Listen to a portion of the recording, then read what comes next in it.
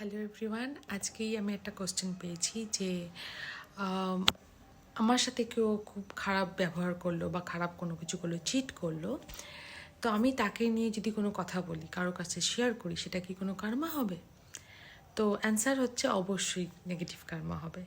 কারণ দেখুন, কার্মার ল হচ্ছে যেটা আপনি করেছেন সেটাই আপনার কাছে আসছে, বা ল অফ অ্যাট্রাকশনে সেই ভাইব্রেশন আপনি অ্যাট্রাক্ট করছেন।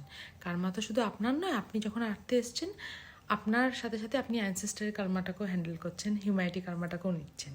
So that's the law. তো এবার যদি কেউ আপনার সাথে খারাপ করলো, তো আপনার ভাবা উচিত যে কোন ফ্রিকোয়েন্সি আমি রেডিয়েট করেছি যার জন্য আমি এই মানুষটা আমার লাইফে এসছে, সেটা নিয়ে আপনি যদি আলোচনা করেন, সেই ইন্ট্রোস্পেক্টেড করছেন আপনি, তখন কিন্তু কোনো নেগেটিভ কার্মা হচ্ছে না। কিন্তু আপনি যদি অন্যের ব্যাপারে ওই কথাটা অন্যের সাথে শেয়ার করছেন, চিন্তাটা কে ক্রিয়েট করছে, সেই থট, সেই ইমেজটাকে লিভ করছে আপনি। কোন ইমোশন আপনি ফিল করছেন ওই মোমেন্টে, স্যাডনেস, কে সেটা ফিল করছে? আপনি। তাহলে নেগেটিভ কার্মা কে লিভ করবে, তার পেটা কে করবে? সেই সিডটা যখন বড় হবে, যখন গাছ হবে, কে পে করবে আবার?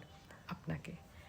তো কার্মা, বেস্ট অফ কার্মা, যখন কোনো বাজে ঘটনা ঘটে আমাদের বলা উচিত, I accept the situation, I let him go, I forgive him, I also forgive myself, I am in peace, he is also in peace.